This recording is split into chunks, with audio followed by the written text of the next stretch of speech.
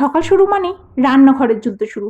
মানে রান্না করতে তো আমার কোনো একটা কষ্ট হয় না, রান্না করতে আমার বেশ ভালোই লাগে। কিন্তু কি যে পছন্দ মতো রান্না করে দেবো, কোনটা খেয়ে যে তার ভালো লাগবে, সেইটা ভাবতে ভাবতেই আমার মাথা খারাপ হয়ে যায়।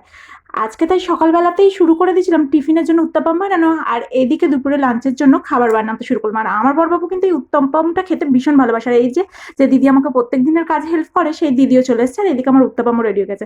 বড়বাবুকে খাইয়ে দায়ে টিফিন প্যাক করে অফিস পাঠিয়ে দিলাম। লেগে পড়লাম আজকের আমার এই কাজগুলো সারার জন্য, মানে আজকের দিনটা না আমার এই মোছামুছির কাজ। আর এত কাজের মধ্যেও আজকে আমার সব থেকে আনন্দের কাজ হলো ব্যাগ প্যাকিং করে স্টার্ট করা। 5 মাস পরে আমি আমার নিজের বাপের বাড়ি যাব, মানে দিল্লি ছেড়ে আমি আমার কলকাতাতে যাব পুরোপুরি 5 মাস পর। তাই মনটা ভীষণ আনন্দ রয়েছে। এই যে বিকালবেলায় ছাদে গেছিলাম, জামা কাপড়গুলো তুললাম আর গাছগুলোকে একটু খেতে দিতাম। আর সন্ধ্যেবেলাতে বড়বাবুর আবদার আজকে চপ খাবে, মানে মুড়ি আর চপ। তাই বানাতে শুরু করছি আমি চপ। আর এই যে বড়বাবু অফিস থেকে আসার পথে না ফালুদা কিনে নিয়েছিল। আজকে দিনটা এভাবেই কাটলাম। কেমন লাগলো?